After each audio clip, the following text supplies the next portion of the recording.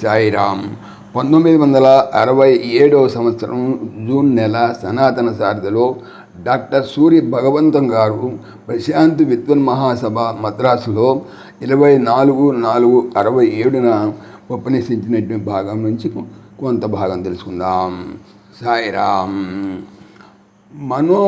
మనం జ్ఞానాభివృద్ధితో కూడా అజ్ఞానం కూడా సేకరించుకుంటున్నాం. మన జ్ఞాన సేకరణ అపారమైన మన అజ్ఞానములో అల్పభాగముగా మారిపోతున్నది. ఈవేళ 2.5 లక్షల మైళ్ళ దూరములో చంద్రమండలంపై మానవ నిర్మితము ఒక పరికరము 18 అంగుళాల పొడవు 9 అంగుళముల నిడివిలోతు గల కందకములు తవ్వుతున్నది.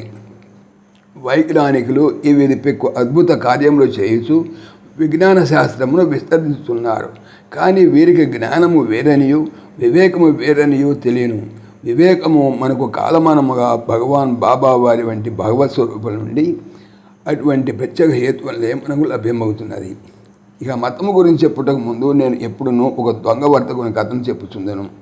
వాడు ఒక దేవాలయంలోని విగ్రహమును దర్శించి ఇట్లా ప్రార్థించాడట. దేవా, ఈ వారము మీ కరుణా కటాక్షముల వలన నేను 2 లక్షల రూపాయలను లాభముగా గడించినచో తప్పక మీకు 1 లక్ష రూపాయలు కానుకగా సమర్పించుకుందును. ఒకవేళ నా మాటలను నమ్మరేమో అని నా భయము. కాన మీరు మీ వాటా మినహాయించుకొని నాకు 1 లక్ష రూపాయల అంటే 1 లక్ష రూపాయల లాభం మాత్రం ఇచ్చినచో ఈ పద్ధతికి కూడా నేను బద్ధుడని ఉండేదను. ఇట్టి కపట బుద్ధి వలన హెచ్చరించుటకై భగవాన్ ఇచ్చేసి ఉన్నారు. మనలో వేదాధ్యయనము, ఉపనిషత్తుల సారము, గీతా ప్రబోధము, తర్వాత ప్రతి ఒక్కరూను తమ ఆత్మ పరిశీలన చేసుకొని భగవాన్ వారి ప్రబోధము, వారి ఉపదేశములు ఆకళింపు చేసుకొని తమ మార్గములను సరిదిద్దుకొనవలెను. పూర్ణత లేని విద్య, చెడు సహనము, సంకుచిత దృష్టి ఇత్యాది లోపములు అనేకము మనలో ఉన్నవి. భగవాన్ ప్రబోధించు వాక్కులను మనము పాటించి మన లోపములను నిర్మూలించుకొనగలము. మనము పాశ్చాత్య దేశముల నుండి యంత్ర పరిశ్రమలు, సాధనా సామాగ్రి, ఉపకరణములు, పనిముట్లు, ఆహారము, ఇంకను పెక్కు పదార్థములు, సరుకులు అప్పు చేయగలము. కానీ మనం సత్ప్రవర్తన, సంస్కృతి లేక సంప్రదాయం బదులు తెచ్చుకునే జాలము. ఈ అమూల్య వస్తువులు మన పిత్రాజితములు, మన భారతీయులు మన క్రమబద్ధమైనటువంటి ఉద్యమముల సేకరణయే కదా. నా ప్రసంగం ముగించడానికి ముందు నేను గమనించిన ఒక ముఖ్యాంశము మీకు చెప్పవలసినది. వేలకు వేల ప్రజలు ఆధ్యాత్మిక విషయములు, ఉపదేశములు వినుటకై ఇచ్చిన సమావేశం వినుట హృదయానందకరమైనటువంటి సంగతి అని ఇంతకు ముందు చెప్పుకొని ఉన్నాను. అది అంతటి హృదయానందకరమైన సంగతి అని నేను నమ్మను. గడిచిన 2 దినముల నుండి ప్రశాంతముగా ఉపదేశ సారాంశములను నిష్ఠతో ఆలకించున్నటువంటి ఈ ప్రజానీకములో ఎందరూ భగవాన్ మన సన్నిధిలో ఉండని పక్షమున అంత ఉసుకుతలై వచ్చి ఉండేటి వారు మీరు చెప్పగలరా? బాబా వారి దివ్యమూర్తిని దర్శించు అభిలాషతో మీరు లేళ్లను వచ్చి ఉన్నారని నా నమ్మకం.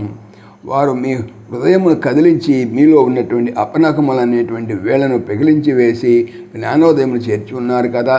ఇది ఒక అమూల్యమైనటువంటి అనుభవము. మీరెల్లరూ తండోపతండములుగా తరలివచ్చి ఈ సమావేశంలో పాల్గొనడానికి ఇదే కారణము. బాబా వారితో కూడా సమకాలికులమైనందుకు మనం అందరము ఆనంద భాషము కాల్చుతున్నాము. విజ్ఞాన శాస్త్రము నాకు న్యాయ మార్గము నేర్పినది. ఆధునిక జీవనమునకు శూన్య ప్రసంగములు విషము వంటివి. ఊరక మాటలు చెప్పుడుతో పని కానేరదు. మాటల వలన దైవభక్తి అలవడదు. సత్ప్రవర్తన, దైవభక్తి అలవర్చుకునుట కష్టతరము. దీనికి కట్టిన శిక్షణ అవసరము. శిక్షణకు చాలా కాలము పట్టును. ఇట్లన్నిటిలో నేను వాస్తవికమగు విషయాంశములనే మనవి చేయుచున్నాను. భగవాన్ మనకు అత్యంత ఆప్తులు. నిత్యమైన వారి సందేశము కొరకు వారిని వేడుకుందాము. వారి నిత్య సందేశమే మనకు రక్ష. ఇట్లు సూరి భగవంతం, డాక్టర్ సూరి భగవంతం. సాయిరామ్. సమస్తలోకాః సుఖినో భవంతు. సమస్తలోకాః సుఖినో భవంతు. సమస్తలోకాః సుఖినో భవంతు. ఓం శాంతి శాంతి శాంతి. जय बोलो भगवान श्री सत्य साई बाबा जी की जय. जय साई राम, జై జై సాయిరామ్.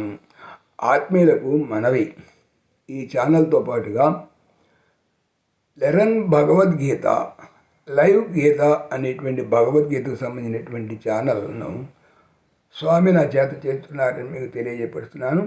దీనికి సంబంధించినటువంటి లింకు డిస్క్రిప్షన్లో చూడవచ్చు. సాయిరామ్.